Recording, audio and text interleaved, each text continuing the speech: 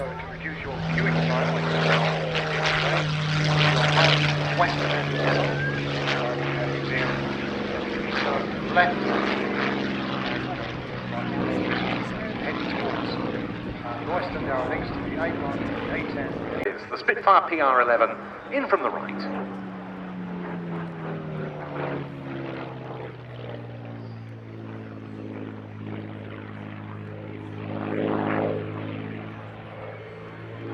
And rolling underneath it, the Hispano Buchon playing the role of the enemy, the Messerschmitt Bf-109.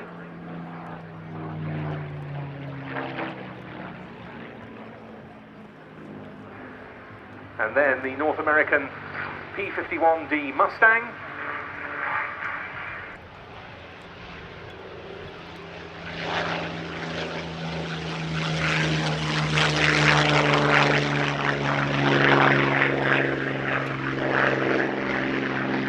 And after the Mustang, we'll be getting the 3 radial engine fighters in this final sequence of displays airborne. First of all, the Grumman FM2 Wildcat, then the Republic P-47 Thunderbolt, and lastly the Grumman F8F2P Bearcat.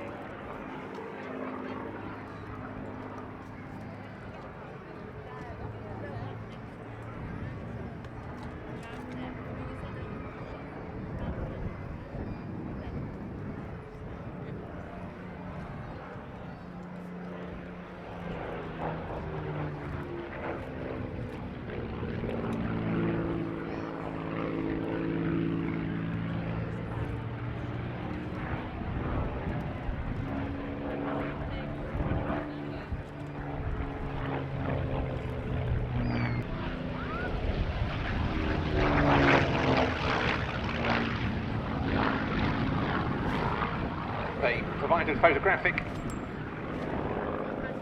provided photographic coverage of the D-Day landing beaches and glider landing sites.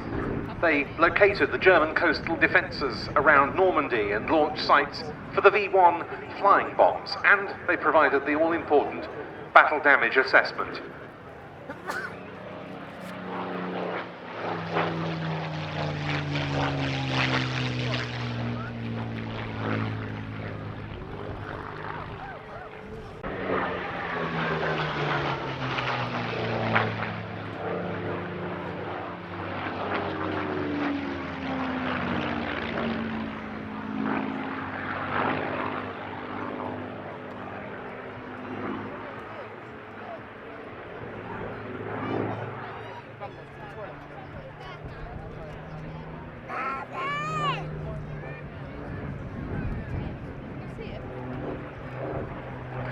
And that, as you can see, is what's happened here.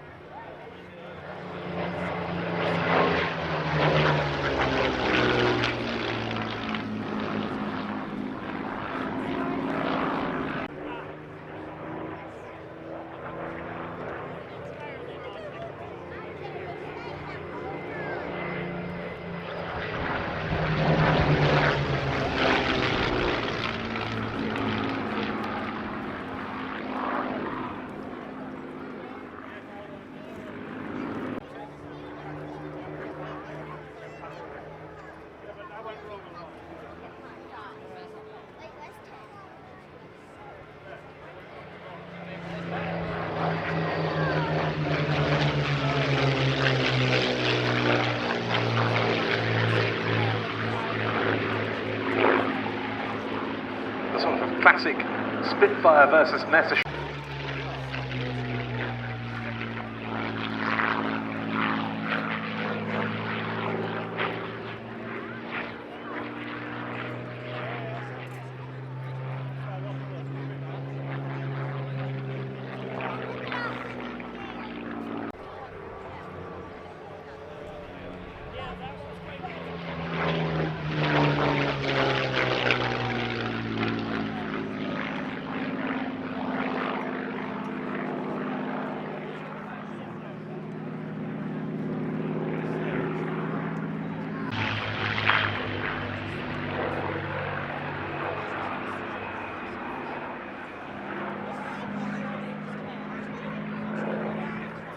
It was a Rolls-Royce service liaison pilot by the name of Ronnie Harker who put to a friend of his, the commanding officer of the RAF's Air Fighting Development Unit stationed here at Duxford, Ian Campbell-Ord, the idea of fitting the previously Allison V1710 engine Mustang with the Rolls-Royce Merlin.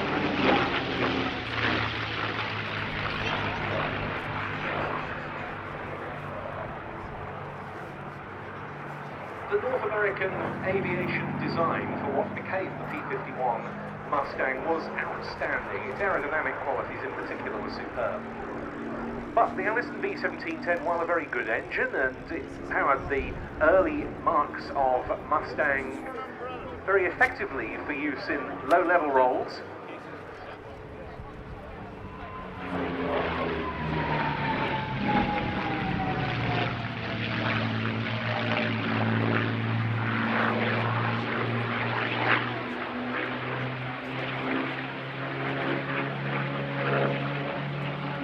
As a fighter.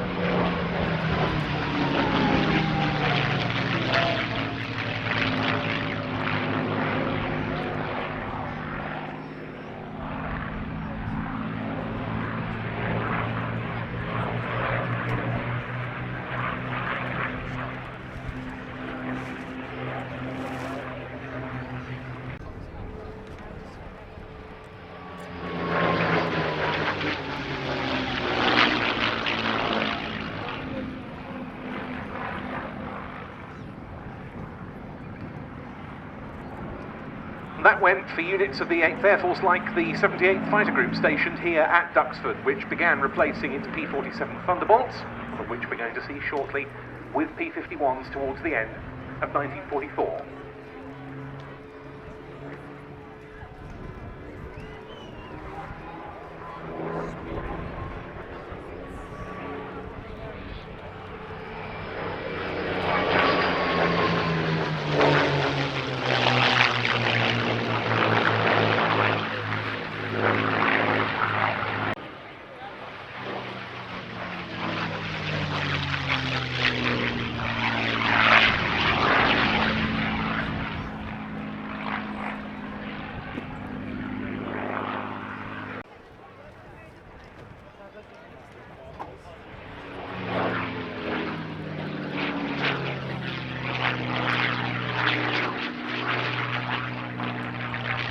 This aircraft actually gives passenger rides from Duxford with the aircraft restoration company.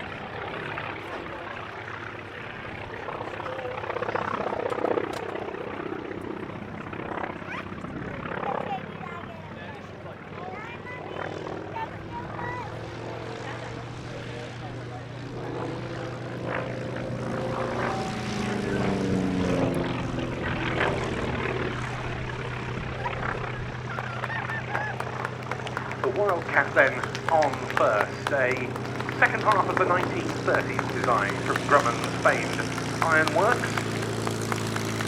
Entered as one of the first monoplane fighters for the US Navy. American aircraft type officially to see combat during the Battle of Britain.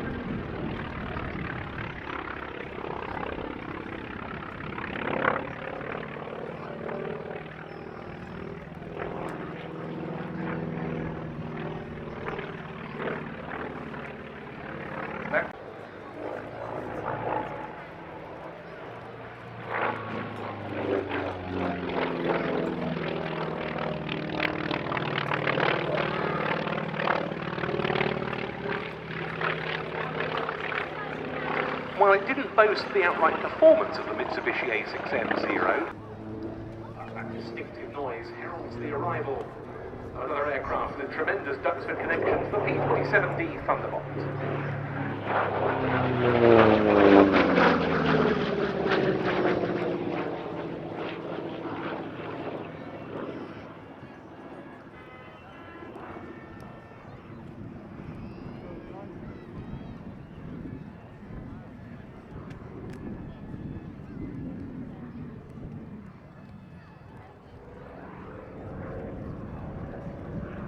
Now the thing, Colin, that always impresses me about the P-47 is, yes, it's a big aircraft, it weighs 7 tons, but everyone you've ever spoken to who's flown it, whether in combat, first aerial victory in April 1943.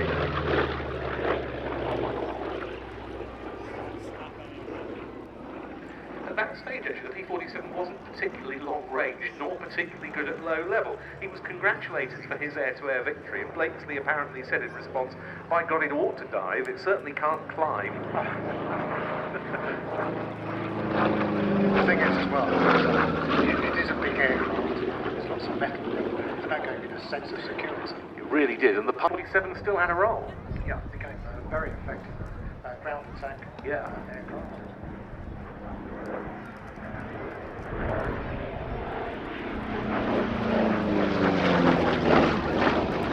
And most of the historic film you see, aircraft attacking trains and such like, they were P-47s, firing rockets and such like.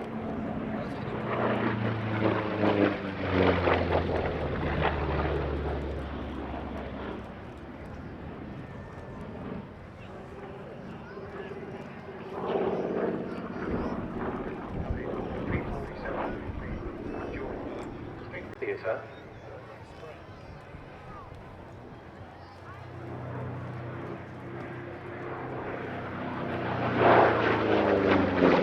And its name now is Nellie B.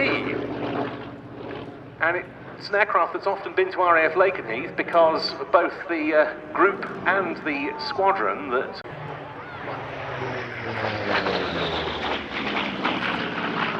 are still extant today. The group is now the 48th Fighter Wing, it's still the 492nd Fighter Squadron, and they fly the F-15E from Lakenheath. And this aircraft has regularly visited Lakenheath, now in the ownership not of the fighter collection, but of Fighter Aviation Engineering. But as for the Bearcat, well, we're finishing the show today with the ultimate American piston engine fighter.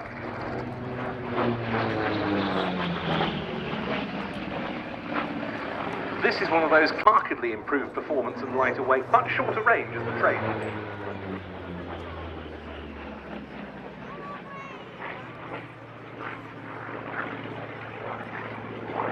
In the end, it never saw service in the Pacific War, but it was still an incredibly impressive fighter in terms of its outright performance. Maximum speed in excess of 420 miles an hour.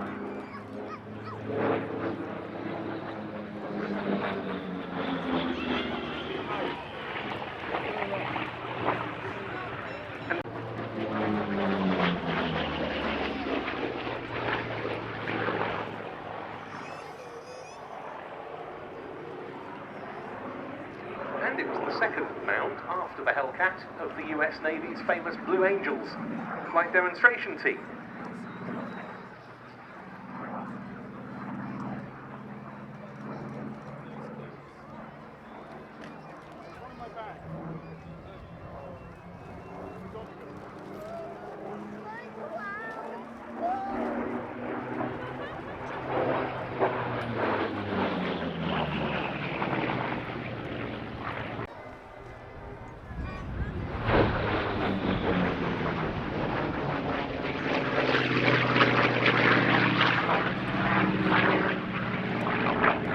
Sense, don't you, in a display such as this one, where the aircraft's being flown at relatively conservative power settings in the modern era, of the absolutely penetrating vertical performance the Bearcat has. In fact, one modified Bearcat called Rare Bear dominated the Reno air races for many years and set a world airspeed record for piston-engined aircraft in 1989.